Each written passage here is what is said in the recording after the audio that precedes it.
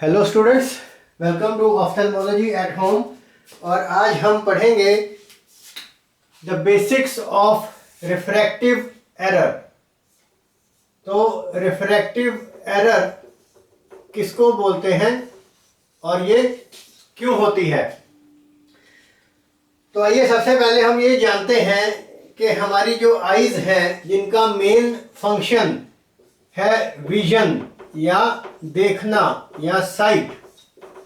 तो सबसे पहले ये जानते हैं कि हम किसी भी ऑब्जेक्ट को कैसे देखते हैं। सो हाउ डू वी सी। तो जो भी चीज़ को हम अपनी एक्सटर्नल एनवायरनमेंट में देखते हैं उस चीज़ को समझने के लिए हम ऐसा पढ़ते हैं कि जो भी हम देखते हैं वट एवर वी सी, तो उसके ऑब्जेक्ट की हम साइज या शेप या फॉर्म या उस ऑब्जेक्ट का जो कंट्रास्ट सेंसिटिविटी है या उसका जो कलर है, तो ये कुछ पैरामीटर्स हैं एक ऑब्जेक्ट के जिसको हम देखते हैं। तो ये सभी पैरामीटर्स को हम सिंपल भाषा में अगर समझें तो हम लाइट रेज की फॉर्म में समझ सकते हैं। यानी कि वट एवर वी सी वो एक सिंपल भाषा में लाइट रेज की फॉर्म में है। और ये जो लाइट रेज हैं ये हम मान के चलते हैं कि they are coming from infinity. तो ये लाइट रेज जो है दूर से आ रही हैं, इन्फिनिटी से आ रही हैं। और इन लाइट रेज को हमारी आंखों ने, हमारी आईज ने रेटिना पे फोकस करना है। रेटिना पे फोकस करना है as a single point focus, as a single point focus. तो इसको और डिटेल में समझते हैं। सो देयरफॉर जो भी हम देखते हैं उसको हम सिंपल भाषा में ये समझेंगे कि वो एक लाइट रेज हैं जिसको के हमारी आईज ने फोकस करना है रेटिना के ऊपर इन the form of a single point focus. तो अगर आई में ये हमारा कॉर्निया है और कॉर्निया के बाद ये आपका प्यूपिल के थ्रू होते हुए लाइट जो है, सबसे आगे वाला पार्ट होता है कॉर्निया जो कि सबसे पहला रिफ्रैक्टिव मीडियम है। उसके बाद लाइट जो है प्यूपिल के थ्रू होते हुए आपके क्रिस्टलाइन लेंस से होते हुए आपके रेटिना पे फोकस करेगी इन the form of a single point source.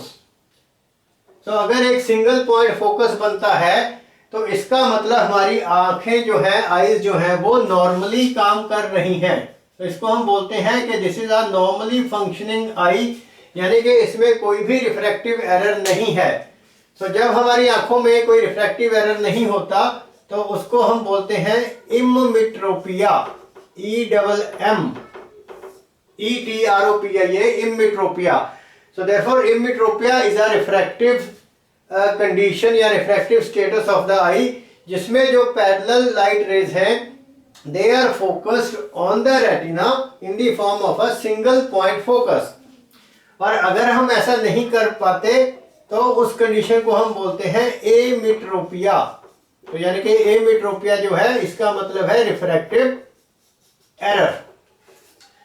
So therefore ये लाइट रेज को एक पॉइंट फोकस पे फोकस करने के लिए जो हमारा आई का सिस्टम यूज हो रहा है ये सारे को बोलते हैं ऑप्टिकल सिस्टम ऑफ आई। तो ये है आपका optical system of eye, right. So हम कैसे देखते हैं, how do we see. So बाहर की जो लाइट रेज हैं उनको हमारी आई ने फोकस किया रेटिना के ऊपर as a single point focus. अब रेटिना के जो फोटो रिसेप्टर्स हैं वो सारे लाइट रेज को, लाइट सिग्नल्स को कन्वर्ट करेंगे इनटू विजुअल सिग्नल्स। और वो जो विजुअल सिग्नल्स हैं आपके ब्रेन के विजुअल कॉर्टेक्स तक जाएंगे by means of optic nerve.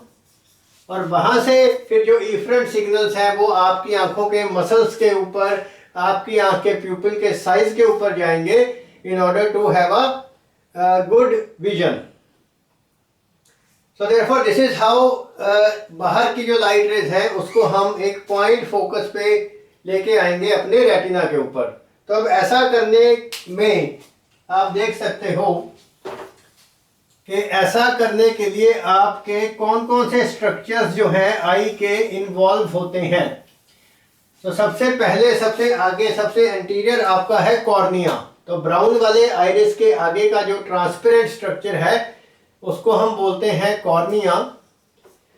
तो अगर नॉर्मल आंखों की पावर 60 डायोप्टर्स है तो 60 डायोप्टर में से काफ़ी हद तक जो कंट्रीब्यूशन है 44 डायोप्टर्स तक की वो कॉर्निया की तरफ से होती है।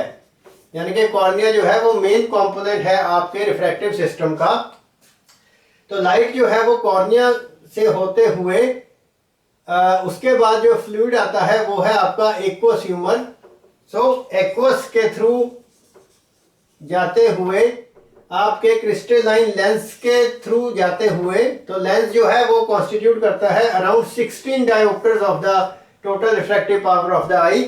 और लेंस के पीछे क्या है, विट्रियस। सो विट्रियस के थ्रू होते हुए रेटिना पे जाके फोकस होगी। सो देयरफॉर अगर हम चाहते हैं कि हमें दूर का डिस्टेंस की जो विजन है वो बिल्कुल एक्सीलेंट दिखे तो हमारा कॉर्निया भी नॉर्मल होना चाहिए, एक्वस भी बिल्कुल ट्रांसपेरेंट और क्लियर होना चाहिए, लेंस भी नॉर्मल होना चाहिए और आपका जो विट्रस है ऑब्वियसली वो भी नॉर्मल होना चाहिए। तो तभी ये जो लाइट रेज है वो पॉइंट फोकस के थ्रू आपके रेटिना पे फोकस होंगी। So therefore any problem in the cornea, in the aqueous, in the lens और in the vitreous will definitely result in कि लाइट रेज जो है वो प्रॉपर फोकस नहीं होंगी। अब let's come to a situation कि ये जो लाइट रेज है वो कॉर्निया से, लेंस से होते हुए रेटिना पे पॉइंट फोकस नहीं हो रही। तो अगर आपकी लाइट रेज रेटिना पे एक पॉइंट फोकस की तरह नहीं आती, लेट्स से ये रेटिना है, तो अगर लाइट रेज यहाँ पे एक पॉइंट फोकस की तरह नहीं आती तो इट मीन्स आपको रिफ्रैक्टिव एरर है, आपको रिफ्रैक्टिव एरर है। अब let's see the various possibilities. अब क्या कुछ हो सकता है।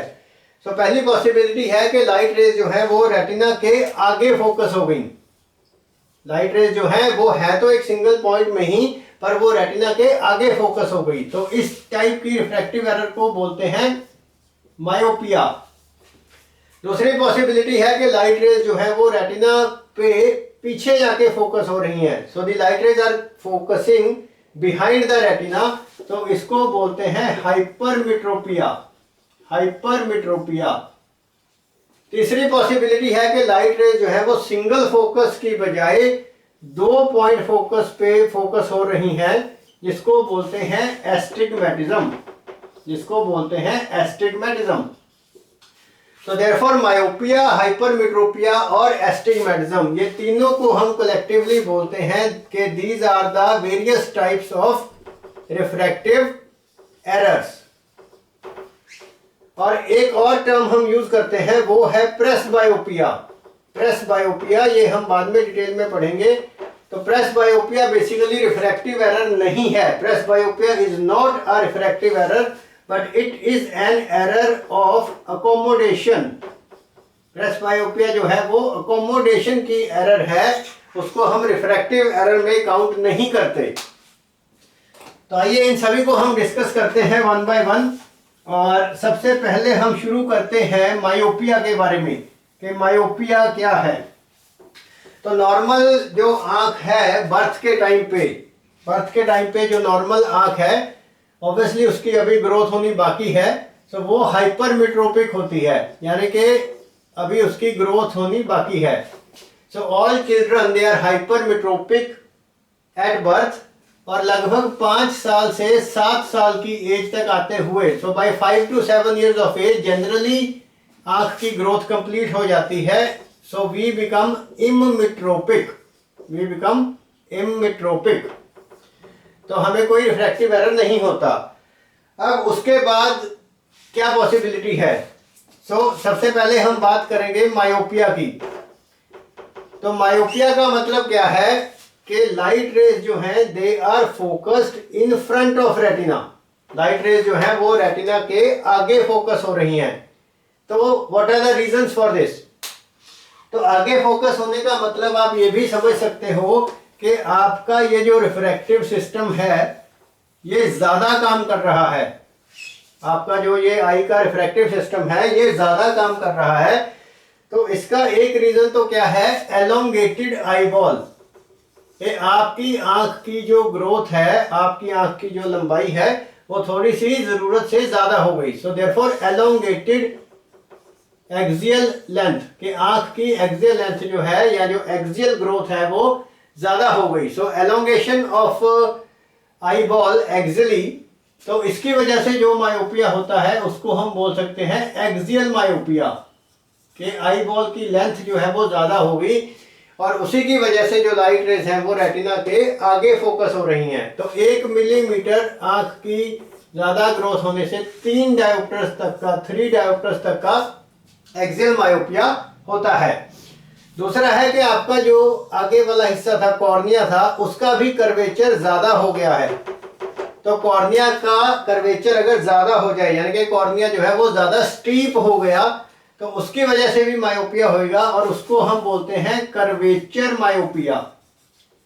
और कर्वेचर मायोपिया में 1 mm कर्वेचर अगर ज़्यादा होता है तो उससे 6 डायोप्टर्स तक का मायोपिया होता है। तीसरा है कि आपका जो लेंस है, तो लेंस का रिफ्रैक्टिव स्टेटस बढ़ गया है, लेंस की रिफ्रैक्टिव पावर बढ़ गई है। और generally this happens in case of nuclear sclerosis, जो कि एक तरह की कैटरैक्टस चेंज है लेंस में। तो उसकी वजह से अगर मायोपिया होता है तो उसको बोलते हैं इंडेक्स मायोपिया, तो ये 2-3 तरह की पॉसिबिलिटीज हैं। एक्सियल लेंथ बढ़ने की वजह से जो सबसे कॉमन है, दूसरा कर्वेचर की वजह से, और तीसरा आपका लेंस की वजह से, जिसको बोलते हैं इंडेक्स मायोपिया। सो सबसे कॉमन जो मायोपिया है जो कि स्कूल गोइंग बच्चों में होता है उसको हम बोलते हैं स्कूल मायोपिया या सिंपल मायोपिया या डेवलपमेंटल मायोपिया, जो कि स्कूल गोइंग बच्चों में नॉर्मली होता है। और ये सबसे मोस्ट कॉमन टाइप का मायोपिया है, and this is because of increased axial length of the eye ball. तो इसको आप बोलते हो एक्सियल मायोपिया, राइट। तो स्कूल गोइंग बच्चों में अगर उनकी बॉडी की ग्रोथ हो रही है तो उस हिसाब से उसकी बच्चे की आंख की ग्रोथ भी हो रही है, तो उसकी वजह से उसको एक्सियल मायोपिया हो गया। ऑब्वियसली ये हम ऐसे तो नहीं रोक सकते, because we do not know कि किस बच्चे में आई की जो ग्रोथ है वो ज़्यादा हो जाएगी। पर कुछ फैक्टर्स हम ज़रूर देखते हैं, जिसमें से एक बहुत इंपॉर्टेंट फैक्टर है जो आप देखोगे, वो हम बोलते हैं प्रोलॉन्ग्ड नियर वर्क। तो जो ज़्यादा स्टूडियस बच्चे हैं वो सारा दिन पढ़ते रहते हैं, तो ऑब्वियसली स्टडी भी आपका नियर वर्क है। तो इसीलिए हम बचपन से सुनते आते हैं कि जो ज़्यादा पढ़ाकू बच्चे हैं उनको चश्मा लग जाता है। तो उसका रीज़न क्या है कि प्रोलॉन्ग्ड नियर वर्क जो है वो आपके मायोपिया को बढ़ा देता है। So prolonged near work will make you myopic, और इसके ऊपर कई स्टडीज हो चुकी हैं। इसका एग्जैक्ट मैकेनिज्म क्या है कि शायद प्रोलॉन्ग्ड नियर वर्क से ऑब्वियसली आप देखोगे कि आप अकोमोडेट ज़्यादा करते हो, because you keep on using your ciliary muscles. तो ज़्यादा सिलरी मसल्स की कॉन्ट्रैक्शन की वजह से, अकोमोडेशन की वजह से आपका मायोपिया बढ़ जाता है। तो प्रोलॉन्ग्ड नियर वर्क का मतलब एक तो है स्टडी, बट इसका मतलब ये नहीं है कि हमने स्टडी करनी छोड़ देनी है ऑब्वियसली। तो दूसरा है आजकल एक्सेसिव यूज ऑफ मोबाइल या लैपटॉप। तो इस चीज़ को हम रोक सकते हैं। तो मोबाइल या लैपटॉप अगर हम ज़्यादा यूज़ करते हैं वो भी आपके प्रोलॉन्ग्ड नियर वर्क में ही आएगा, and this is going to make you myopic. अब सिम्टम्स क्या क्या होंगे अगर किसी को मायोपिया है, तो उसकी वजह से क्या होगा। ऑब्वियसली मायोपिया होने की वजह से आपकी जो दूर की आईसाइट है, जो डिस्टेंस की विजन है, वो कम हो जाएगी। So you will have reduced या blurring of vision at distance, जिसका कि सिंपल सा एग्जाम्पल है कि आपको दूर बैठकर, लास्ट बेंच पर बैठकर आपका जो ब्लैक बोर्ड है वो अच्छे से नहीं दिखेगा। So therefore blurring of vision for distance, ये आपका मेन सिम्टम होएगा। इसके अलावा आपको आंखों पे जोर पड़ेगा, स्ट्रेन पड़ेगा, So you will have eye strain, you will have headache, you will have आंख से पानी आ सकता है, watering of eyes। तो ये सभी चीज़ों को हम collectively asthenopic symptoms बोलते हैं। So watering of eyes along with headache and eye strain, इनको हम asthenopic symptoms बोलते हैं। तो ये सारे symptoms हो गए, और ऐसी सिचुएशन में ऑब्वियसली बच्चा जो है, पेशेंट जो है, जब वो डॉक्टर के पास जाएगा तो ही विल कंप्लेन ऑफ के उसको दूर का कम दिखाई देता है। और इसका फिर हम ट्रीटमेंट कैसे करेंगे? ऑब्वियसली आजकल हम जो रिफ्रैक्शन है वो कंप्यूटर्स के थ्रू करते हैं, जिसको हम बोलते हैं ऑटो रिफ्रैक्टोमीटर। तो जब भी आप ऑटो रिफ्रैक्टोमीटर पे पेशेंट की, बच्चे की रिफ्रैक्शन करेंगे तो आपको उसमें माइनस का रिफ्रैक्टिव एरर जो है वो नज़र आएगा, माइनस का रिफ्रैक्टिव एरर नज़र आएगा। और उसके हिसाब से आप बच्चे को वो करेक्शन देके you will corrected with a minus lens. So myopia जो है वो हमेशा माइनस लेंस से करेक्ट किया जाता है, जिसको हम कॉनकेव लेंस भी बोलते हैं। तो माइनस लेंस या concave lens, so minus lens या कॉनकेव लेंस लगाकर हम जो रिफ्रैक्टिव एरर है उसको करेक्ट करेंगे। इसके अलावा एक दो फीचर्स आप और याद रख सकते हो मायोपिया के बारे में। एक है स्क्वीजिंग इफेक्ट। तो स्क्वीजिंग इफेक्ट क्या है कि हम ये देखते हैं कि जो मायोपिक बच्चे हैं तो जब तक उनको चश्मा नहीं लगता, और ऑब्वियसली उनको नहीं पता कि उनको चश्मा लगेगा, तो वो अपनी दोनों आंखों को ऐसे छोटा करते हैं, स्क्वीज करते हैं। क्योंकि स्क्वीज करने से आंखों में एक पिन होल इफेक्ट क्रिएट होता है, जिससे आपकी विजन थोड़ी सी बढ़ जाती है। तो मायोपिक्स जो हैं they are in a habit of squeezing their eyes, right. दूसरा क्या है कि मायोपिक्स जो है, क्योंकि वो पास का बिना चश्मे के जैसे देख रहे हैं, तो उनकी अकोमोडेशन या कन्वर्जेंस कम होती है। So myopics they are not in a habit to accommodate या कन्वर्ज। तो इसका मतलब उनको दोनों आंखों का बाहर जाने का, यानी कि एक्सोफोरिया होने का चांस ज्यादा रहता है। तो मायोपिक्स जो है they have a tendency to develop exophoria in contrast to hypermetropes who have a tendency for esophoria या esotropia। इसको भी हम डिटेल में समझेंगे। तो ये कुछ और पॉइंट्स हैं मायोपिया के बारे में। So therefore any doubt most welcome। आप मेरे चैनल पे सब्सक्राइब कीजिए, और कोई भी डाउट है तो आप पूछ सकते हो। तो नेक्स्ट क्लास में हम डिस्कस करेंगे हाइपरमेट्रोपिया के बारे में, एस्टिग्मेटिज्म के बारे में, और उसके बाद प्रेसबायोपिया एंड अकोमोडेशन के बारे में। तो thank you for your patience listening.